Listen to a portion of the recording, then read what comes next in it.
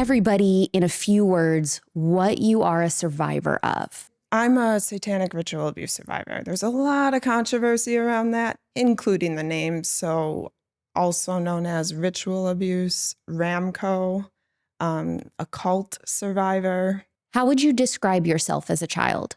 I'm proud of my child self because, and I don't know where this came from, God, our creator, whoever, but I strongly feel I was gifted with the gift of discernment. And growing up in an extremely evil family, doing evil behaviors, one would assume the whole world is like that, but I didn't. And from the very beginning, before I knew what was going on, and I looked at it as my mom was following the darkness versus the light. And I stood tall in my beliefs. And I grew up in an environment where my mother and father and other adults were committing crimes. And I thought it was wrong. And I have two sisters. I'm the middle. We're all close in age. And I stood up for my beliefs and I was like, this is wrong. My mom, I think she regretted having me. She would often tell me I was brainwashing my sisters for saying that what she was doing was wrong. So I did get treated differently because of that, as my sisters were more obedient towards my mom and her beliefs, religious beliefs, and her manipulation, her brainwashing. So I would describe myself as a very strong child. Honestly, I feel like I was stronger as a child than I am now. Now that may change as I'm continuing to grow. Why do you say that? Just coming over here. I'm so nervous to be here, right? Like I'm scared. You're doing so great. You're doing so great. My inner child, as some like to call it, whatever you want to call it, is so proud.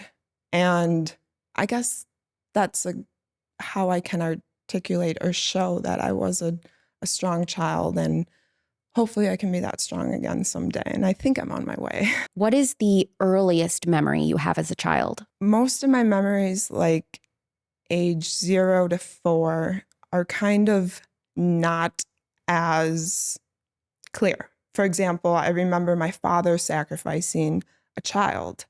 I don't remember what happened before. I don't remember what happened after. I just know that he used a bat during this sacrifice. And there are 4 rituals or sacrifices I remember most. So it's difficult for me to say what my first memory of the abuse was, because it literally started when I was 0. I strongly believe that my mother had 3 children in order to create a cult and to do these sick crimes that fulfilled her sick desires. I will pinpoint when I was about 3 or 4 years old. I was put into this cage in the basement, the same cage my father would use to get his children. I was not okay. I was put there because I was brainwashing my sisters, because I was always like, this is wrong to my sisters. And I don't think my mom wanted me around my sisters, particularly my younger one, because she was siding with me, especially in the beginning. So when I'm in this cage, I'm not okay. I was not okay. I was claustrophobic. I couldn't contain my bowels. I didn't know what to do. And so I asked for help from our creator, or actually at that point, I called him God, because Catholicism ran on my family side, my mom's side, very much so. And the abuse at home was rationalized with figures from the church, particularly Jesus. She would also often pretend to be as important as Mother Teresa or Jesus' Mother Mary. I didn't trust these figures, these prophets, whatever you want to call them. The only one she didn't use against me was God. So I'm in this cage, and this is not my earliest memory, but one of my most favorite, one of the most impactful in my life. I don't know how long I lasted until I asked for help from our creator or God.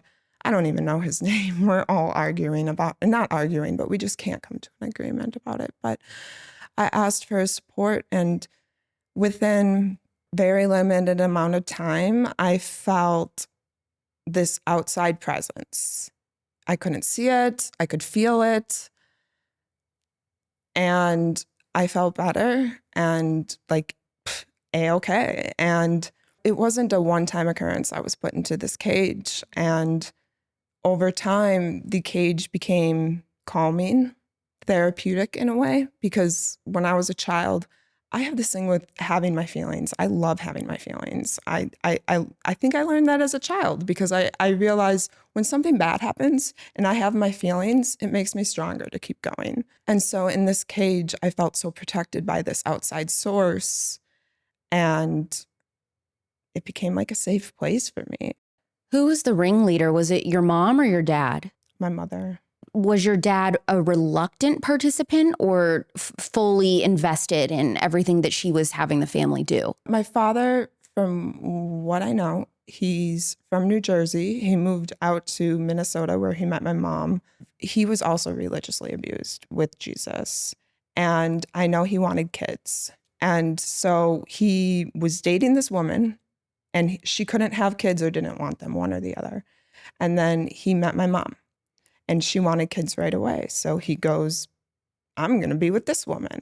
I think he really wanted kids. He is a doormat, like very vulnerable, very broken and not fixed. I don't know exactly his main motives for marrying my mom or going into the cult, but I'm going to assume it was to have kids. Was your mom also abusive towards your dad? Yes. He was so submissive. He was like anything she told him to do, she had to do.